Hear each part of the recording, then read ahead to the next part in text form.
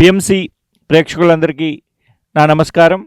మనందరి పరమగురు బ్రహ్మశ్రీ పితామహ పత్రి గారికి, స్వర్ణమాల అమ్మగారికి అనంత కోటి ప్రణామాలు తెలియజేస్తూ, లక్షలాది మంది ధ్యానుల యొక్క అనుభవాలు పిఎంసి ఛానల్లో రావాలి అన్న పత్రిజీ ఆశయంలో భాగంగా ఈరోజు ప్రకాశం జిల్లాలోని ఒంగోలు పట్టణానికి దగ్గరలో గల ఓం సంజీవిని మెగా పిరమిడ్ ధ్యాన శక్తి క్షేత్రంలో మనమున్నాం. మిత్రులారా, ఈరోజు వారి యొక్క ధ్యాన అనుభవాల్ని పంచుకోవడానికి senior pyramid master Sita Mahalakshmi గారు వచ్చి ఉన్నారు. వారి యొక్క ధ్యాన అనుభవాల్ని వారి యొక్క మాటల్లో మనం తెలుసుకుందాం. నమస్తే మేడం. నమస్తే సార్. మేడం, మీ పేరు, మీ ఊరు, మీ కుటుంబ నేపథ్యము, మీ వృత్తి గురించి. ముందుగా మన పరమ గురువులైన బ్రహ్మర్షి పితామహ పత్రిజీ గారికి అనంతకోటి నమస్కారములతో ఈ కార్యక్రమాన్ని ప్రారంభిస్తున్నాను. నా పేరు సీతా మహాలక్ష్మి అండి. నేను ఒంగోలులో పెరిగాను. మా సొంత ఊరంతా ఒంగోలు. నా ఎడ్యుకేషన్ అంతా ఇది. నాకు మ్యారేజ్ అయినాక నేను రైల్వేలో మా వారు విజయవాడలో మేము స్థిరపడ్డాము. మాకిద్దరు పిల్లలు, ఒక బాబు ఒక పాప. మేడం, మీరు ఎప్పుడు ధ్యానంలోకి వచ్చారు? ఎవరి ద్వారా మీకు ధ్యాన పరిచయం జరిగింది? ధ్యానానికి ముందు మీ జీవితం ఎలా ఉండేది, ఇప్పుడు ఎలా ఉంది? ముందుగా నేను విజయవాడలో ఉన్నప్పుడు మా బాబు చదువుకుంటుంటే ఇంజనీరింగ్ కాలేజీలో కేఎల్యూలో మేము విజయవాడలో ఉండేటప్పుడు అక్కడ బాబుకి కాలేజీకి వెళ్ళి వస్తుంటే ఒకరోజు బైక్ యాక్సిడెంట్లో చనిపోయాడు. స్పాట్ డెడ్ అయిపోయాడు అనమాట. అక్కడ అంతవరకు నేను ఆనందంతో ఉండే మా సంసారంలో ఒక్కసారి ఒక అంతటి బాబు చనిపోయేసరికి అనంతమైన దుఃఖంలో మునిగిపోయాను నేను.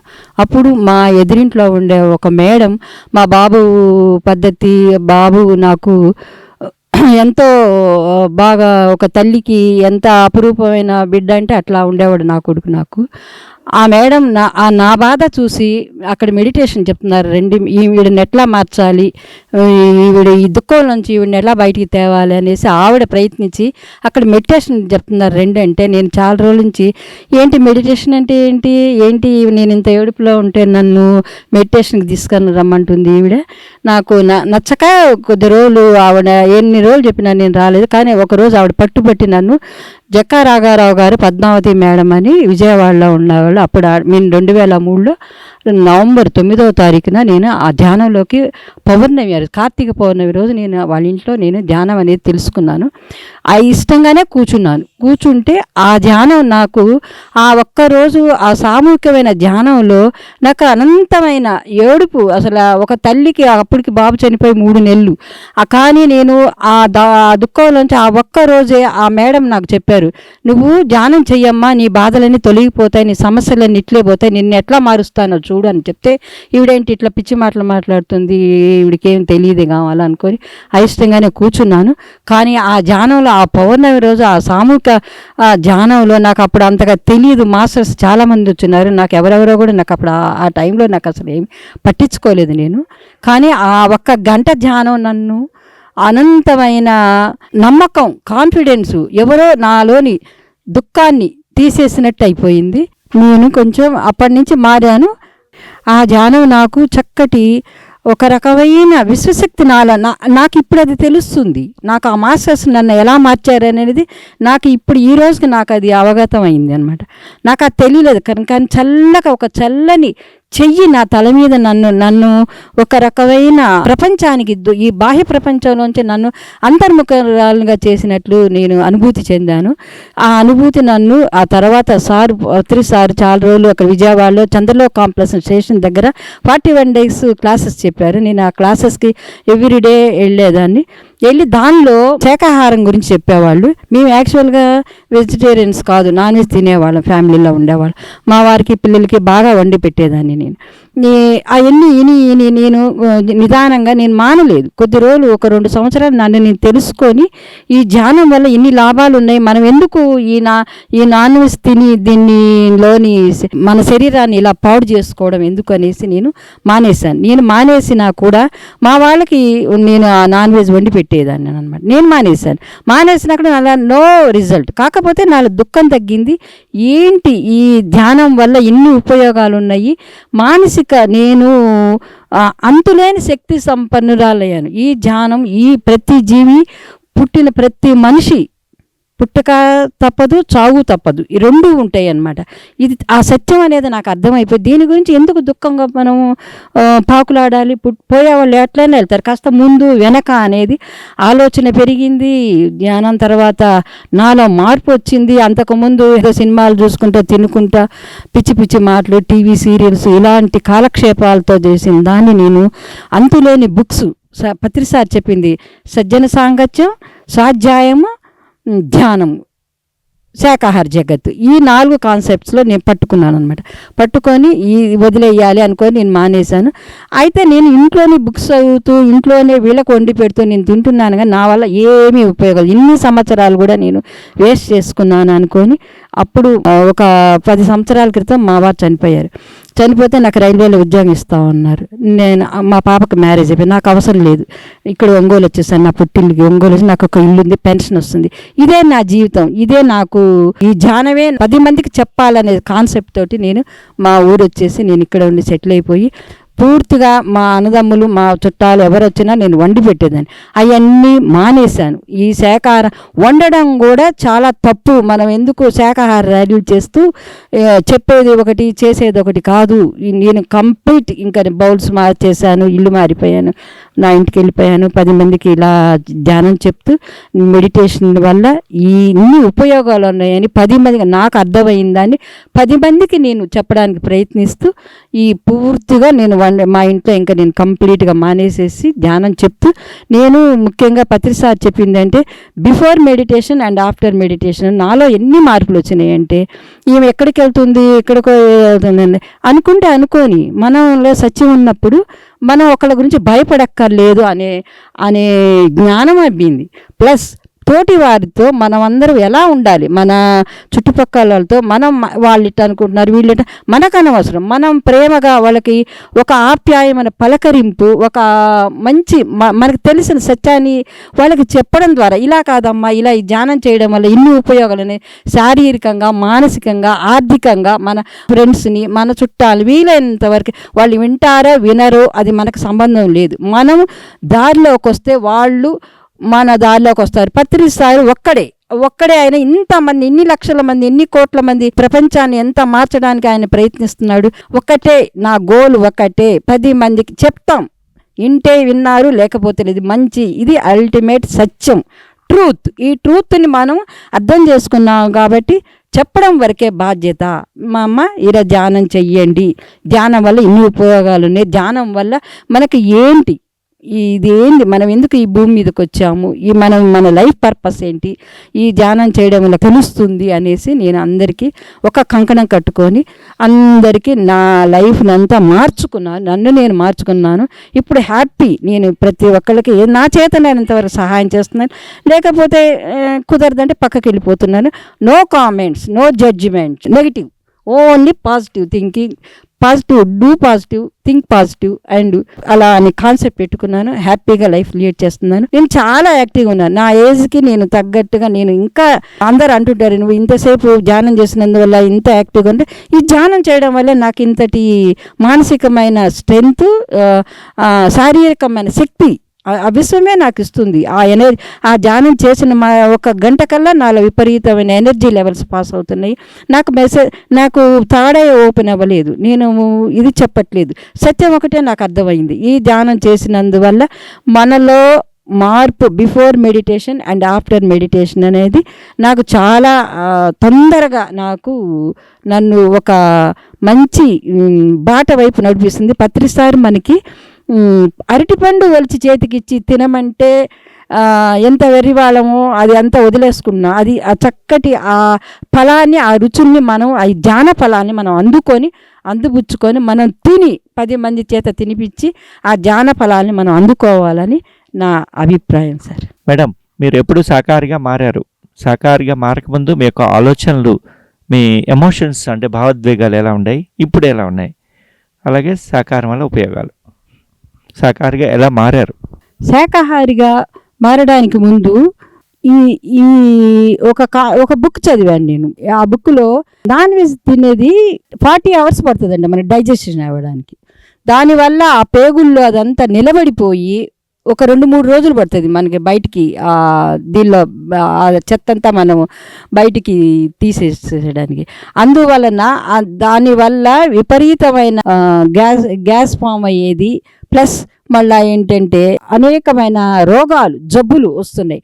అదంతా నాకు తెలిసి ఈ నాన్ వెజ్ వల్ల మనం చచ్చిన శవాల్ని ఎలా అయితే బయట పడేస్తామో పూడ్చిపెడతామో అలాగే వీటిని ఇలా చెయ్యాలి. ఆ జీవి కూడా ఎంత బాధపడుతూ చచ్చిపోతుందో, మనం చంపేస్తున్నాము. అవి కూడా మూగజీవాలని మనము ఎందుకు ఇలా చంపి, వాటికి కూడా జీవించే హక్కు ఉంది కదా. మనలాగే ఆ ప్రాణులను కూడా మనం ఎందుకు హింసించుకొని తిన్నాం? ఎప్పుడో ఒకప్పుడు ఫుడ్ దొరకనప్పుడు, ఎప్పుడైనా ఆది మానవుడిగా ఉన్నప్పుడు ఆహారం దొరక్క తిన్నారేమో. ఇప్పుడు మనం ఎందుకు చక్కటి కూరగాయలు, చక్కటి ఆకుకూరలు, చక్కటి శాకాహార ఫుడ్ తిన్నందువల్ల మన శరీరంలో ఎన్నో అద్భుతమైన మార్పులు వస్తాయి. మన మైండ్, మన ఇది ప్రశాంతత కూడుతుంది. శాకాహారం నాన్ వెజ్ చేయడం వల్ల దానికి తగ్గ మసాలాలు, కారాలు, ఉప్పులు, పులుపులు, అన్ని మసాలాలు దాన్ని మనకు ఆరోగ్యం మీద చాలా దెబ్బతీస్తాయి. అది నాకు చాలా కాలం దాకా ఈ ధ్యానం చేయడం వల్ల నాకు అదంతా పూర్తిగా అర్థమైంది. అందువల్ల నేను శాకాహారాన్ని నేను తినమని అందరికీ సలహా ఇస్తాను. నాన్ వెజ్ తినకూడదు. నా ఆరోగ్యం కూడా ఈ షుగర్ కూడా కంట్రోల్లోకి వచ్చింది. నేను ఎందుకు అని చెప్తున్నానంటే ప్రతి క్యాన్సర్ నుంచి తలకాయ నొప్పి దాకా 100% ఈ నాన్ వెజ్ తినడం వల్ల చాలా రోగాలు, జబ్బులు, క్యాన్సర్లు, అన్ని హార్ట్ అటాక్లు, ఒక కిడ్నీస్ ప్రాబ్లమ్స్ కానీ అన్ని సకల జబ్బులకి మూల కారణం నాన్ వెజిటేరియన్. మనం నాన్ వెజ్ తినకూడదు. మనము రాక్షసులం కాదు, మనము మనుషులం. మనం మనుషులు అంటే ఒకప్పుడు ఫుడ్ దొరకనప్పుడు ఆది మానవులాగా ఆ టైంలో ఆ కాలంలో తిన్న వాళ్ళమేమో, కానీ సమయంలో మనకు అన్ని ఫుడ్ మనకు అందుబాటులో ఉన్నాయి. అందువల్ల చక్కటి శాకాహారం తినండి, కూరగాయలు తినండి, పళ్ళు తినండి, మన ఆరోగ్యానికి చాలా మంచిగా ఉంటాయి. నేను ఆ శాకాహారం తినడం వల్ల నాలో చాలా విపరీతమైన మార్పులు వచ్చినాయి. శారీరకంగా, మానసికంగా అన్ని రకాల నాకు ఎంతో ఆనందం పొందాను. ఆ ఆనందాన్ని చెప్పడానికి నేను శాకాహార ర్యాలీలు చేస్తుంటే ప్రతిసారి నా వంతు కృషిగా నేను తప్పకుండా ర్యాలీలు కూడా నిర్వహిస్తున్నాను. సరే మేడం, పత్రి సార్ని ఎప్పుడు కలిశారు? కలిసినప్పుడు ఎలాంటి అనుభూతులు కలిగినాయి? అది భౌతికంగా అవ్వచ్చు, ధ్యానంలో వారు ఏమైనా మీకు రకరకాల సందేశాలు ఏమైనా ఇచ్చారా? పత్రి సారు నేను ఆయన చూడడం జకారావు గారు పద్మావతి మేడం వాళ్ళ ఇంట్లో ఉన్నప్పుడు చూశాను, కలిశాను. కలిసినప్పుడు ఆయన అందరు కూర్చొని ఆయన చుట్టుపక్కల కూర్చొని మొదటిసారి చూసినప్పుడు ఆయన చుట్టూ కూర్చొని అందరూ చేతులు కాళ్ళు ఇట్లా పట్టుకొని కూర్చొని ఉన్నారు. ఈయనేంటి మామూలు ప్యాంట్ షర్ట్ వేసుకున్నారు, ఆ గురువు గారు ఏంటి ఇలా ఉన్నారు? నాకు అంత అభిప్రాయం కాల, నా మనసులో నాకు అలా అనిపించింది. అందరూ కూర్చోన్నారు. అసలు గురువులు అంటే ఎలా ఉంటారు? మనకి ఒక కాషాయ వస్త్రాలు ధరించి, ఏదో ఇవి రుద్రాక్షలు ధరించి, ఇంత పెద్ద విభూదులు బొట్లు పెట్టుకొని ఇలా ఉంటారు. నేను చూసిన గురువులందరూ ఇలా ఉన్నారంటే ఈయనేంటి ఇంత డిఫరెన్స్గా ఉన్నారు అని అనుకున్నాను. కానీ ఆయన చెప్పే ప్రతిరోజు నేను ఆయన దగ్గర ఎన్ని విని అప్పుడు ఒక మేడం చెప్పింది, నాకు డౌట్స్, మా బాబు ఎందుకు చనిపోయాడు, ఈయన అడిగితే చెప్తాడా, ఈయన ఏం చెప్తాడు నాకు అని అడిగితే ఆ మేడం చెప్పింది, ఆయన ఇట్లాంటి వాటికి అసలు చెప్పరు. సరే ఆయన దూరంగా ఉన్నాను. మా వారు నేను ఓసారి ఆయన కలవడానికి వదిలినప్పుడు పక్కన కూర్చోనంటే నేను అంతా ఎక్కువగా మాట్లాడేదాన్ని కాదు. నేను ఆయన వచ్చి నా షేక్ హ్యాండ్ ఇచ్చి చెప్పులు పేసి వస్తా ఉంటే, ఓ మూర్ఖుడా, ఆ చెప్పులు ఏం చేసి నీరోలే ఉన్నాయని చేయడం మా వారికి ఒక దెబ్బ కూడా పడింది. నేను గమ్మున సైలెంట్ అయిపోయాను. ఇంకా నేను ఆయన ఏమి క్వశ్చన్ చేయలేదు, గమ్మున కూర్చున్నాను. ఆయన చెప్పేది విన్నాను. తర్వాత ఆయన ఎంతటి మహానుభావుడు, మనకు నడిచే ప్రతి మనిషిలోనే నేను గొప్ప అని ప్రతి గురువు ఏం చెప్పుకుంటాడు, నేను గొప్ప, నా దగ్గర అందరు కూర్చోండి. ఈయన అలా కాదు, ప్రతి శిష్యుల దగ్గరికి ఆయనే వచ్చేంతటి గురువు కానీ ఈ ప్రపంచంలో ఆయన ఒక్కడే, మన పత్రి సార్ ఒక్కడే ఇటువంటి కాన్సెప్ట్లో ఉన్న ఆయన. ప్రతి మనిషిలోనూ దేవుడు ఉన్నాడు, ప్రతి మనిషిలోని అద్భుతమైన మెసేజ్లు ఇచ్చి మనల్ని మోటివేషన్ చేస్తూ ఆయన మనల్ని కూడా గురువుల్లాగా చూసి మాస్టర్స్ అని సంబోధిస్తాడు. ఆ కాన్సెప్ట్ నాకు ఎంత అద్భుతంగా ఉందంటే you are a god, you are a master, you are a, నీకు నువ్వే గురువు, నీ శ్వాసే నీ గురువు అనే కాన్సెప్ట్స్ నాకు అద్భుతంగా నచ్చాయి. ఏ గురువు ఈ ప్రపంచంలో ఇంతవరకు ఈ మాటలు మాట్లాడిన వాళ్ళు ఎవరు ఇంతవరకు నాకు కనపడలేదు. అందువల్ల నాకు నేను అంతటి సత్యాన్ని ఆయన దగ్గర నుంచి గ్రహించగలిగాను. కాబట్టి నేను శాఖాహారి, ఆయన ఆశయాలు మనం కూడా తీర్చాలని కంకణం కట్టుకున్నాను. నాకు అంతటి సార్ తోటి నాకు అంత హైలైట్ అనుభవాలు లేవు. ధ్యానాల మటుకు నాకు చాలా నాకు చక్కటి ఏంటంటే ఆయన చెప్పేది ఏంటంటే, నువ్వు ఏం చేసినా చేయకపోయినా కళ్ళు మూసుకొని కామ్గా కూర్చో. ఏవో మాస్టర్స్ కనిపిస్తారు అవన్నీ చూడొద్దు, నువ్వు ధ్యానం చెయ్యి, అంతవరకే నీ డ్యూటీ నువ్వు చెయ్యి. నువ్వు కళ్ళు రెండు మూసుకొని ప్రశాంతంగా నీలో నీ అంతరంగంలో నువ్వు ప్రయాణించు, నీ శరీరంలో మార్పుల్ని గమనించు. అప్పుడే నీకు తెలుస్తుంది నువ్వంటే ఏంటి, నీకున్న క్వాలిఫికేషన్స్ ఏంటి, నువ్వేంటి అనేది, నీ లైఫ్ పర్పస్ ఏంటి అనేది, నీ గోల్ అనేది నీకు అర్థమవుతుంది. ఆయన నాకు మెసేజ్ లాగా చెప్పేవాడు.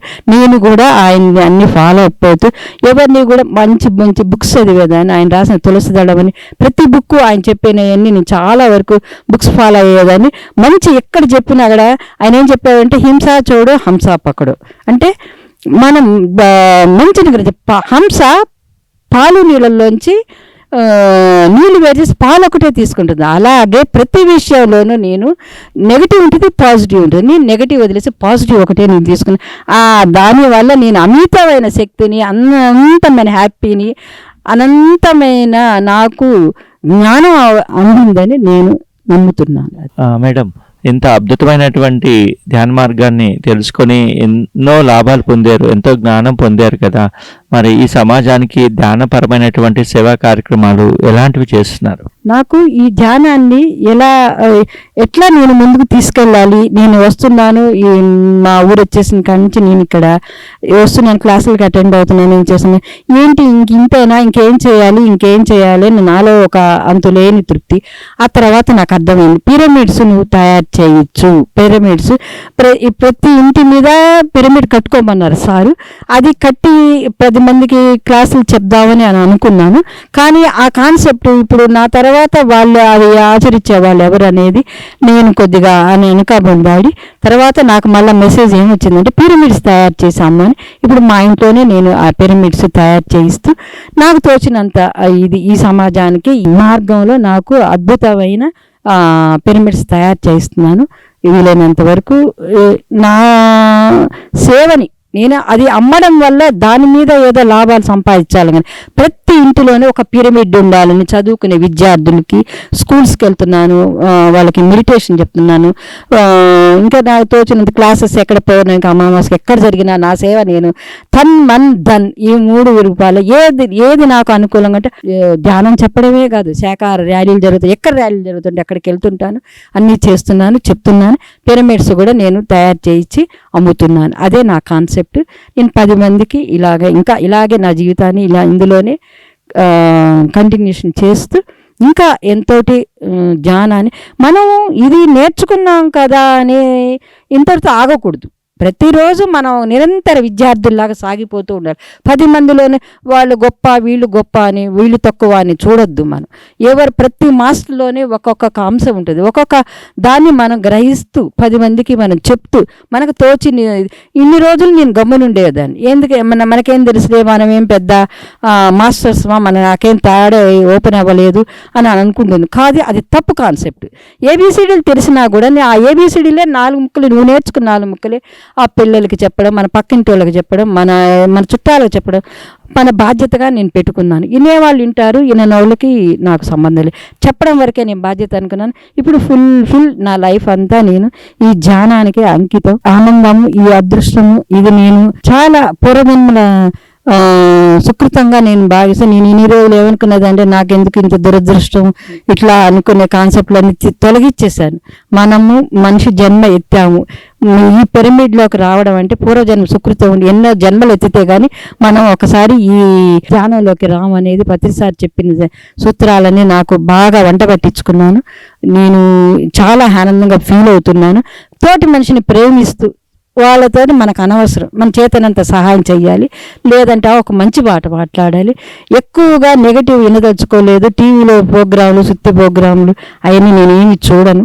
నా మార్గాన్ని మార్చుకుని మంచి బుక్స్ చదువుతాను, ధ్యానం చేస్తాను, 10 మందికి ధ్యానం చెప్తాను. ముఖ్యంగా శాకాహార జగత్కి తిరుగుతున్నాను. పిఎంసి ఛానల్ గురించి మీ యొక్క మాటల్లో, పిఎంసి ఈరోజు సమాజాన్ని ఏ విధంగా ప్రభావితం చేస్తుంది, ఎలాంటి కార్యక్రమాలు మిమ్మల్ని ప్రభావితం చేస్తున్నాయి, పిఎంసి ఛానల్కి మీ యొక్క సహాయ సహకారాల గురించి కూడా. ఈ పిఎంసి కరోనా టైంలో సెల్లో ఇవి పిఎంసి ప్రోగ్రామ్స్ వచ్చాయి. అవి ఎంత బాగా నన్ను మోటివేషన్ చేశాయంటే, ఈ పిఎంసి ఉన్నందువల్ల మనం ఎక్కడ అదివరకు నేనైతే వెళ్ళలేదు, కానీ చాలామంది ఊళ్ళు తిరిగి ఎక్కడ మారుమూల చాలామంది మాస్టర్స్, చాలామంది సీనియర్ మాస్టర్స్ అందరూ కూడా వాళ్ళకి వెళ్ళి ఇళ్ళకి ఊళ్ళకి వాళ్ళ ఖర్చులు పెట్టుకొని వాళ్ళు వెళ్ళి చెప్పేవాళ్ళు ఈ ధ్యానం. కానీ ఇది మనకి చేతిలో చక్కగా స్విచ్ వేస్తే వచ్చేసినట్టు ఈ పిఎంసి ఎంటైర్ ప్రపంచం అంతా ఈ పిఎంసి అనేది వెళ్ళిపోయింది. చాలా అద్భుతమైన ఈ పిఎంసి వల్ల ఈ ధ్యానం ఎంత మన ఇంట్లోకే వచ్చేసింది, మన నట్టింట్లోకే వచ్చేసింది ఈ పిఎంసి వల్ల ఈ ధ్యానం అనేది. ఇప్పుడు ఎక్కడికి అంత కష్టపడక్కర్లేదు, మనం కానీ క్లాసులు మనం చెప్పక్కర్లేదు. కానీ ఎంత ఫాస్ట్గా వెళ్ళిపోయిందంటే ఈ 30 years అయింది ఈ పిఎస్ఎస్ఎం ఈ ధ్యానం ప్రచారాలతో. కానీ ఈ 5-6 ఏళ్లలో ఎంత బాగా ఫాస్ట్గా డెవలప్ అయిపోయిందంటే ప్రతి ఇంట్లో ప్రతి లాంగ్వేజ్లోనూ అది ట్రాన్స్లేషన్ అవుతూ చక్కటి అందరికి తెలియని వాళ్ళు కూడా ప్రపంచం అంతా ఈ ధ్యానం గురించి ఏంటి, ఈ పిరమిడ్ ఏంటి, ఈ మెడిటేషన్ ఏంటి, ఈ ధ్యానం అంటే ఏంటి అని అందరికీ ఆలోచనలు వస్తున్నాయి. అందరూ కూడా చాలా ప్రతిసారి కోరుకున్నట్టు 2090 సంవత్సరాలు ప్రతి మనిషి కూడా శాకాహారులు అవుతారు. ధ్యానం ప్రతి మనిషి ధ్యాన మార్గంలో పయనిస్తారు. అందరూ కూడా మంచి ఈ ప్రపంచం అంతా శాంతి సౌభాగ్యాలతో చక్కగా ఉండడానికి ఈ పిఎంసి చాలా ముఖ్యమైన భూమిక పోషిస్తుంది. మనం కూడా చేతనైనంత వరకు మన పిఎంసిలో మన ఇది స్వాధ్యాయము, సజ్జన సాంగత్యము, ధ్యానజము అనేది పిఎంసి కూడా 4 పిల్లర్స్, ఈ 4 మూల స్తంభాలు. ఏ స్తంభం ఇదైపోయినా ఆ పిల్లర్, ఆ పిరమిడ్ అనేది నిలవదు. అలా అందుకని ప్రతి ఒక్కళ్ళు కూడా పిఎంసితో కృషి చేస్తూ పిఎంసికి మనం సపోర్ట్ చేసుకుంటూ అందరం కూడా సామూహికంగా ఈ ప్రపంచం అంతా ఒకటే ఈ ధ్యాన ప్రపంచం కావాలని నా అభిమతం, నా ఆకాంక్ష. ప్రతిసారి మనకి ఇంత ధ్యానం ఇచ్చినందుకు మనం ఒక్కసారి గట్టిగా చప్పట్లు కొట్టుకుంటే. ఇప్పుడున్నటువంటి ఈ సమాజానికి ధ్యానం యొక్క ఆవశ్యకత గురించి, సహకారం యొక్క ఆవశ్యకత గురించి మీ మాటల్లో. ఈ ధ్యానము సకల భోగకారిణి, ఈ ధ్యానము సత్య జ్ఞాన ప్రసాదిని, ఈ ధ్యానము సకల రోగ నివారిణి. సో మనము ఈ ధ్యానం చేయడం వల్ల ఇన్ని అద్భుతాలు పొందుతున్నాం. కాబట్టి మనకు పొందిన అద్భుతాలని ఈ ఛానల్ని ఏ ద్వారా అయినా మనము చెప్తూ ఈ పిఎంసిని కూడా ప్రోత్సహించండి. ప్రతి ఒక్కళ్ళు టీవీలు ఉంటున్నాయి, ప్రతి ఒక్కళ్ళు కూడా పిఎంసి చూడండి. ఈ ప్రపంచంలో ఏం జరుగుతున్నాయి అన్నీ కూడా మన మాస్టర్స్ చేసే ప్రోగ్రామ్స్, మన మాస్టర్స్ ఎక్కడెక్కడో ఉంటారు. వాళ్ళ అనుభవాలు, వాళ్ళ ఎక్స్పీరియన్సులు అందరూ షేర్ చేసుకోవడం వల్ల దీనివల్ల చాలా మంది మనకి మాస్టర్స్గా తయారవుతారని నా అభిమతం. చూశారు కదా సీతా మహాలక్ష్మి గారి యొక్క ధ్యాన అనుభవాలు ఎంత అద్భుతంగా ఉన్నాయో. సో యుక్త వయసులో ఉన్నటువంటి ఆ బిడ్డని పోగొట్టుకుంటూ ఎంతో దుఃఖంతో ఉన్న తాను ఆ దుఃఖం నుంచి ఎంత అద్భుతంగా బయటపడిందో. ధ్యానం సర్వరోగ నివారణ అన్నట్టు అలాగా తనకున్నటువంటి అనారోగ్య సమస్యని అయినటువంటి షుగర్ నుంచి ఏ విధంగా బయటపడ్డారో, అలాగే వారు పత్రి గారు ఇచ్చినటువంటి జ్ఞానాన్ని అందిపుచ్చుకొని పంచితే పెంచబడుతుంది అన్న విధంగా వారు వంతుగా ఎన్నో రకాల కార్యక్రమాల్లో తమ వంతు సహాయ సహకారాలు అందిస్తూ ఎంతో అద్భుతమైనటువంటి వారి యొక్క అనుభవాల్ని, వారి యొక్క జ్ఞానాన్ని మనకు అందించినందుకు మన పిఎంసి ప్రేక్షకులందరి తరపున కూడా హృదయపూర్వకమైనటువంటి ధన్యవాదాలు మేడం. ఇంతటి అవకాశాన్ని ఇచ్చిన మన హరిబాబు గారు, ఎంత డైరెక్టర్ పిఎంసికి ఆయన చేసిన కృషి ఎంత అద్భుతంగా ఉందంటే, ఆయన నిరంతరము ఈ ధ్యాన ప్రచారాలు, ఆయన రాజకీయ పిరమిడ్ పార్టీ ఆఫ్ ఇండియాలో కూడా ఆయన సేవలు ఎన్నో చేస్తున్నారు.